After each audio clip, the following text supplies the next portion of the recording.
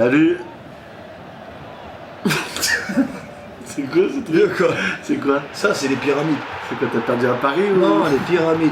91 000 évris. Oh, Ok, t'as compris ou quoi? Monaco PSG après la victoire 4-1 de Paris au Camp Nou. Alors moi je ne l'explique pas du tout. Même moi. Mais c'était prévisible. C'était prévisible. Non, de perdre peut-être, mais de jouer aussi mal, je ne comprends pas en fait, parce que c'est récurrent. La légende elle a commencé à se construire, 4-1 au Camp Nou, et tu l'as défait juste derrière, avec une branlée, contre un club qui est pas forcément au top. L'objectif du Monaco cette année, c'est d'être qualifié pour la Champions League, pas gagner le titre, et ils n'ont pas les moyens. On ne sait jamais. On va pas se On a mentir. entendu. Tu peux perdre un match. Mais déjà, il n'y a pas la Mais même comment tu peux jouer Sur le aussi terrain, y a pas la même différemment en 3 jours d'intervalle? C'est pas possible. Il a pas mis la même équipe. Mais on s'en fiche. Mais déjà, quand tu n'alignes pas la même équipe, le Manchester, système, Manchester City, ils ont fait quoi, 21 matchs Mais d'affilée, là, tu parles. 21 victoires. Donc tu peux jouer bien pendant plus d'un match ou deux. C'est ça que je comprends pas. Pour moi, la politique, la mentalité du football français professionnel, c'est à chaque fois, il y a des objectifs et il faut faire des choix.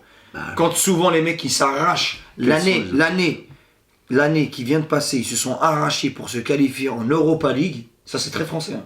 S'arrachent, les clubs comme Nice, à l'époque Saint-Etienne et tout, pour arriver en Europa League, et dès qu'ils arrivent en Europa League, ils font que de la merde. Ah oui, mais... Et ils te disent quoi? On privilégie le championnat. Mais l'année d'avant, tu t'es arraché pendant 38 journées pour être qualifié, pour faire cette compétition, pour au final, dès que tu fais cette compétition, mettre que des joueurs qui sortent du centre de formation. Je suis d'accord. Et ben là, c'est la même mentalité. C'est-à-dire que là, t'arrives, ils mettent 4-1 au Barça, et pour être sûr d'avoir le même effectif contre le Barça au match retour, Il a raison. au Parc des Princes, les mecs, qu'est-ce qu'ils font?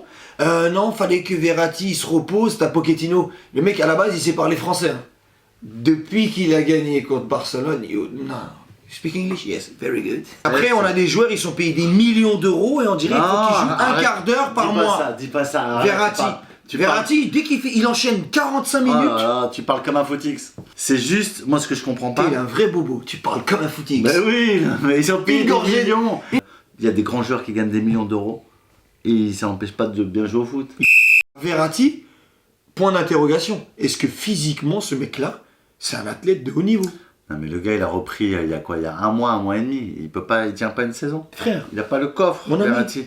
Il a jamais fait une saison entière, Verratti. Il est arrivé au PSG, il avait 17 ans. Il joue 3 mois par Il est arrivé saison. au PSG, il avait 17 ans. On nous a dit, tu te souviens, le premier problème, c'était quoi qui a été décelé de Verratti? Les Je cartons. sais pas si tu... Hein? Les Non, cartons. non, avant les cartons. Son premier problème qu'on a décelé chez lui, c'était son endurance.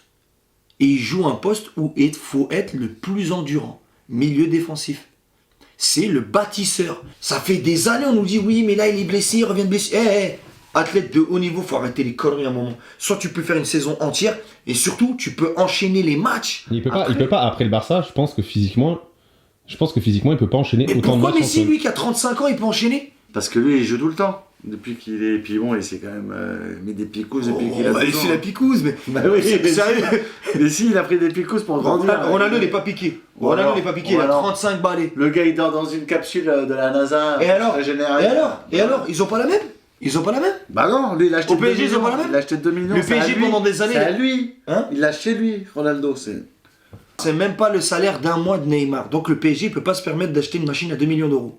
Et dire à ses joueurs quand ils viennent le matin, Verratti, puisque toi t'arrives pas à courir, puisque toi problème cigarette, rentre dans la machine, Déjà, il fume comme un ouf, déjà, il paraît. Moi, championnat anglais, fume une Garo. Tu vas voir comment tu vas prendre T'es cher. obligé de boire une pinte derrière. Et ça Sur fait une des année. années que Paris doit se séparer de Verratti. Il sera à son meilleur niveau quand il jouera à la Juventus. C'est tout. En Italie, dans son pays, où Ah oui, il, va tu voir vois la son, Juve, toi. il va voir son père partout, il va enfin respecter un championnat, il va enfin respecter une administration. Tu sais, quand tu achètes les gens, il y a un moment où l'humain n'existe plus. C'est Mbappé complètement absent. Mbappé qui râle. Ouais, bon. Mbappé Il reste 10 qui. joueurs derrière. Attends, écoute, le petit, Il reste des joueurs, derrière. il a que 20 piges, le gars. Il a normalement la dalle. Il joue contre son club formateur. Et il en a rien à foutre. Moi, je te le dis, c'est pas de la faute d'Mbappé, c'est de la faute de nous, supporters, et de cette fédération-là qui surprotège les joueurs. Tu prends Mbappé qui est comparé à Haaland, surtout après leur match en Ligue des Champions où ils claquent tous les deux un triplé, un doublé avec des passes décisives des deux côtés. Haaland, il retourne en championnat juste après, il a la rage, il joue aussi bien que sur son match en Ligue des Champions, il est présent, il répond présent en Ligue des Champions et en championnat, et t'as Mbappé qui après son triplé, il n'y a plus personne. Haaland, déjà, il fait partie d'une institution du football allemand. Il a mis un doublé à Dijon, dans un club qui s'appelle Dortmund. Ils ont la culture de la gagne. Ils ont la culture de la gagne, mon ami. Et le PSG n'a pas forcément la culture de la gagne. Moi, je t'ai dit que c'est Dortmund qui a façonné Haaland. Quand Mbappé il arrive au PSG, c'est un bébé aussi. Hein. Le mec, il a gagné une finale de Coupe du Monde, il a marqué. Hein. Ouais, mais moi, quand tu passes ce stade, quand même. Sur ses qualités physiques hors normes, mais c'est vrai que je pense que le mental, c'est pas son point fort. Tu penses que Mbappé, demain, il arrive au Real de Madrid, il va pas métamorphoser le joueur, le Real? Regarde Benzema quand il était avec Lyon, la nonchalance qu'il avait sur le terrain, alors que le mec, il avait quand même des ambitions. Là, je te parle d'un mec qui avait plus d'ambition, pour moi, qu'un certain Mbappé qui est déjà au PSG et qui a déjà été vendu 140 millions d'euros, qui a gagné la Coupe du Monde. Il est en train d'éteindre Neymar. Quand Benzema il arrive au Real de Madrid, quand Mourinho il parle de Benzema, il dit comment vous voulez aller à la chasse si vous n'avez pas de quand vous n'avez pas de chien, ben vous allez avec un chat parce que j'ai un chat. Frère, quand Benzema il entend ça, crois-moi que son instinct d'Algérien qui sort, il se dit je vais prendre un micro, journal de l'équipe, ok. Mourinho, baisse ta grand-mère. Et c'est sûr et certain qu'elle allait faire ça. Mais là, il a fait quoi?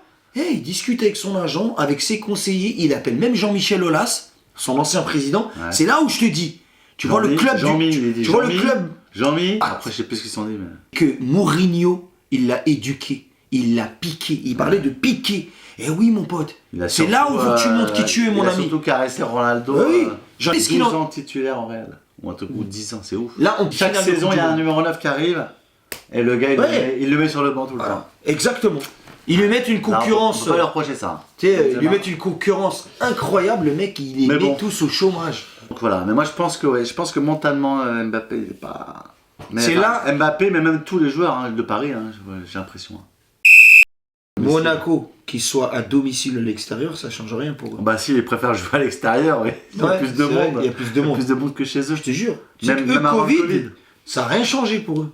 C'est-à-dire ils ont que 25% de possession. Ils ont eu le temps de mettre 2 quilles. C'est chaud. Kovacs, très très bon entraîneur. Et puis bon joueur qui est à Monaco. Kovacs. Nico Kovac. Volland, enfin je sais pas, je crois qu'il y a. Non. Tu vois, c'est l'équipe cohérente. Non. Bah, c'est équilibré. Maripane qui marque, qui est costaud derrière et qui marque en plus. Une bonne recrue. Au milieu, tu vois, sur le banc, Golovin, enfin tous ceux qui rentrent, ils sont bons. Moi je trouve qu'il y a une vraie cohésion, il y a un vrai groupe à Monaco. Donc du coup, par rapport au match Monaco au PSG, insuffisance, laxisme. Ouais, je pense que soit ils ont.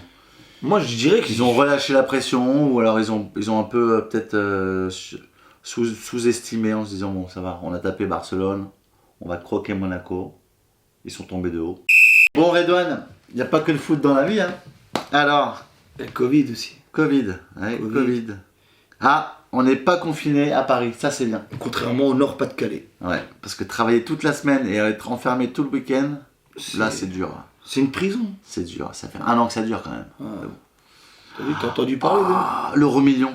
Elle oublie de jouer ses numéros fétiches et rate le jackpot de 210 millions d'euros. Ah, en fait, c'est quelqu'un qui jouait que ces numéros-là. Exactement. Ah, d'accord, oui, ça j'y crois. Et en fait, c'était un truc, tu sais, tu payais en avance et je crois que le virement ne s'est pas fait.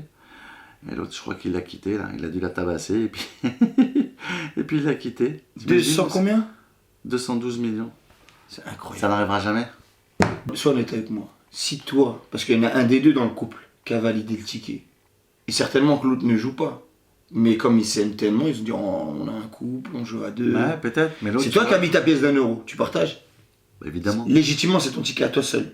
Tu partages des 210 millions avec ta meuf. Tu dis, évidemment. Tu lui dis. Avec ma meuf, mais oui. Tu lui dis 105 millions chacun. Oui, je dis chérie, on a gagné 15 000 euros au loto. Quoi? Tiens, je t'offre un sac. Voilà, je t'offre un sac à 2000. Ça franchement. Blague à part, la semaine prochaine, on se retrouve pour les matchs retour de Ligue des Champions. Hein. avec en particulier PSG, Paris, Barça. Barcelone, ouais. Et puis voilà, avec un peu de chance, une petite surprise en Coupe de France ce week-end, mais bon, Un petit pousset. on n'est jamais à l'abri. Hein. Allez Bordeaux. Allez contre Carnot, Allez Auxerre. Non, ils sont éliminés déjà. Auxerre, ils ont perdu. Allez, salut.